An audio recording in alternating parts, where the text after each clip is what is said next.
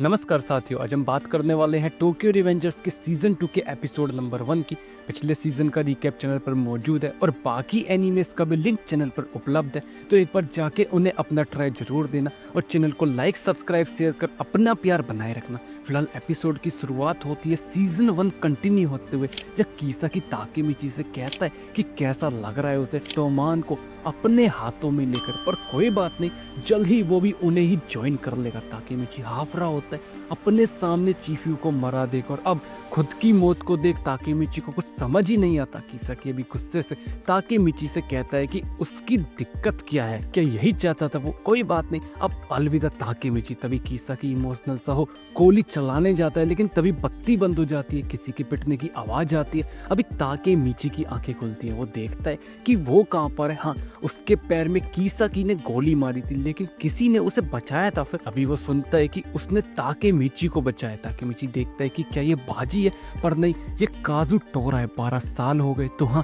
काजू टोरा अब जेल से बाहर आ चुका है। ताकेमिची काजू टोरा से हालचाल पूछता है, लेकिन काजू टोरा बिना कुछ सुने बस ताकेमिची को मारने लग जाता है। ताकेमिची उससे पूछता है कि क्या कर रहा है वो, जिस पर काजू टोरा कहता है कि इसी तरीके से वो लड़कियां भी पिट रही थी। जब काजू टोरा ने उन्हें बचाया, उसे पता लग गया कि ये टोमान के मेंबर्स है। टोमान कब से औरतों को पीटने लग गया। काजुटोरा को ताकेमिची से फर्क नहीं पड़ता, बस वो तो चीफ्यू को बचाना चाहता था। काजुटोरा बताता है कि जब वो जेल से बाहर आया, चीफ्यू उससे मिलने आया था। चीफ्यू ने उसे बताया था कि टोमान अब बर्बाद हो चुका है, वो बस एक क्रिमिनल गैंग है, बिना एथिक्स के पुलिस तक उन तक नहीं पहुंच पाती। चीफ्यू चाहता है कि वो अपनी टोमान को वापस वैसा बनाए जैसी वो हुआ करती थी। काजुटोरा भी कहता है कि चीफ्यू अकेला ही लड़ रहा था, और ताकेमिची वो क्या कर रहा था? ताकेमिची खुद से कहता है कि इस टाइमलाइन में वो बस एक गधा है। चीफ्यू भी उस पर भरोसा नहीं कर सकता था। काजुटोरा भी कहता है कि टोमान बड़ा हो चुका है, लेकिन अपना रास्ता भूल गया, और तुम लोग क्या कर रहे हो? सिर्फ कीसाकी के आगे पीछे घूम रहे हो। हमारी सिर्फ ड्राकेन ही उम्मीद था, लेकिन वो जेल में है। माइकी पता नहीं कहाँ है। तो ताकेमिची कहाँ जा रहा है टोमान? अब काजुटोरा को आज भी याद है, माइकी डिलिंक्वेंट्स का एक नया एरा बनाना चाहता था, और जैसा उसने सोचा था आज टोमान वैसा ही है। सबसे ऊपर drug dealing, prostitution, illegal casino, loan sharking, murder. टोमान ने हर वो क्राइम किया जिससे वो बड़ा बन सके। लेकिन क्या माइकी वाकई यही टोमान बनाना चाहता था? क्या इसीलिए बाजी ने अपनी जान दी? ताकेमिची सीजन 1 एपिसोड 5 की बातों को याद करता है कि हाँ, माइकी डिलिंक्वेंट्स का एक नया एरा बनाना चाहता था। काजुटोरा कहता है कि क्या ये टोमान माइकी बनाना चाहता था? जिस पर ताकेमिची कहता है कि नहीं, टोमान ऐसा कभी नहीं हो सकता, ये एक पूरा सपना है। जिस पर काजुटोरा कहता है कि हाँ, तो फिर वापस अपने टोमान को लेते हैं। अभी दोनों कार में होते हैं। ताकेमिची पूछता है कि टोमान ऐसे कैसे बन गया? हाँ, थोड़ा अजीब सवाल है, लेकिन अभी ताकेमिची का दिमाग काम नहीं कर रहा, थोड़ा चक्कर से भी आ रहे हैं। जिस पर काजुटोरा बताता है कि ये माइकी था, वो अचानक पूरा बदल गया, और जब माइकी बदला तो टोमान भी पूरा ईवल बन गया। जिस पर ताकेमिची कहता है कि ऐसा नहीं हो सकता, कीसाकी या कोई और जरूर इसके पीछे होगा। काजुटोरा बताता है कि कुछ महीने पहले मित्सुओ गायब हो गया, और उसके बाद माइकी भी गायब हो गया। काजुटोरा को अभी किसी का कॉल आता है, कॉल कट होता है। काजुटोरा ताकेमिची को बताता है कि कल रात पे और पा दोनों ही मारे गए। माइकी अपने पुराने टोमान मेंबर्स को मार रहा है, माइकी सिर्फ ऑर्डर देता है, और कीसाकी उन्हें फॉलो करता है। माइकी वाकई एक ईवल बन चुका है, अब सिर्फ माइकी से बात कर ही कुछ हो सकता है, लेकिन इसके लिए माइकी को उनसे दूर करना होगा। जिस पर ताकेमिची पूछता है कि किन से? काजुटोरा बताता है कि कीसाकी के वायलेंस से और ब्लैक ड्रैगन के पैसों से, और जब तक माइकी उनसे दूर नहीं होगा कुछ भी ठीक नहीं होगा। माइकी एक मॉन्स्टर बन चुका है, इसलिए काजुटोरा को ताकेमिची की मदद चाहिए ताकि वो माइकी को वापस ला सके। काजुटोरा अभी बताता है कि ये सब old biker gang black dragon की वजह से शुरू हुआ। उन्होंने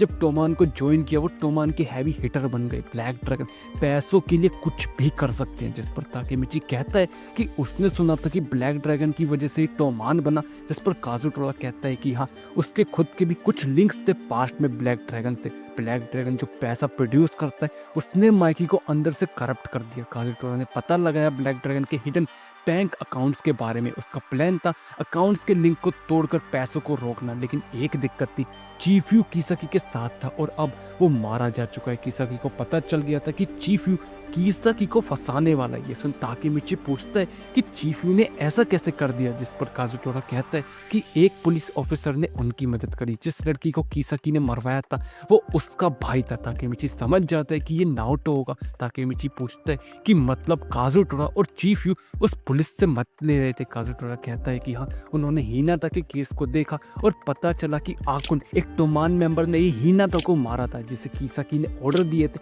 लेकिन किसाकी का एक साथी भी था जो किसाकी से उस दिन मिलने वाला था जिस दिन हिना और आकुन दोनों मरे। उस दिन किसाकी तुम्हारे साथ ही मीटिंग कर रहा था। ताकेमिची खुद से कहता है कि मतलब इस टाइमलाइन में वो आकुन और हिना के आखिरी पलों में उनके साथ नहीं था। काजुटोरा कहता है कि चीफ यू के पास सॉलिड प्रूफ था कि किसाकी ने ऑर्डर दिए थे, लेकिन चीफ यू की गलती की वजह से हमारे पास से सारे सबूत निकल गए। अभी काजुटोरा एक जगह गाड़ी रोकता है और कहता है कि यहाँ कोई है जो ताकेमिची से मिलना चाहता है। ताकेमिची अभी देखता है कि ये नाओटो है, चलो वो उससे मिलकर खुश हुआ। लेकिन नाओटो तभी ताकेमिची को मर्डर के आरोप में अरेस्ट कर लेता है। ये देख ताकेमिची को यकीन नहीं होता।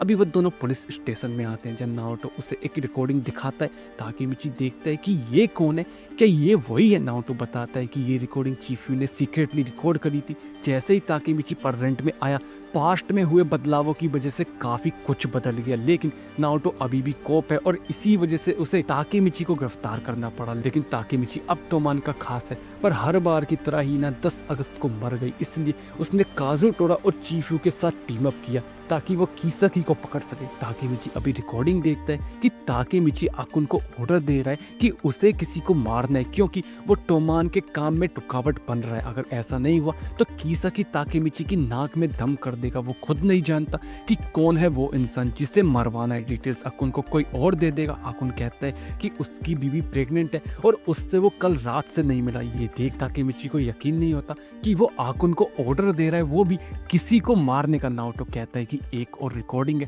जो सीक्रेटली चीफ यू ने रिकॉर्ड करी थी, ये रही वो। ताकेमिची देखता है कि वो फ्रस्ट्रेशन में सामान फेंक रहा है क्योंकि उसे नहीं पता था कि जिसको वो मरवाने का ऑर्डर दे रहा है वो वही है। किसाकी ने ये सब प्लान किया ताकि ताकेमिची फंस सके। ताकेमिची अभी नाओटो से कहता है कि बस वो समझ गया। नाओटो कहता है कि चीफ यू ने ये रिकॉर्डिंग नाओटो से छुपा कर रखी थी क्योंकि वो ताकेमिची को बचा रहा था, क्योंकि ताकेमिची ने हिना को मारने का ऑर्डर दिया था। ताकेमिची अभी खुद से कहता है कि मतलब इस बार उसने हिना को मार दिया। वो चाहे कुछ भी कर ले, कितना भी पास्ट में चला जाए, कुछ नहीं बदलने वाला। इस बार आकुन चीफ यू भी मारे गए, चीजें और बुरी होती जा रही हैं। वो बाजी के लिए वो कुछ नहीं कर सका।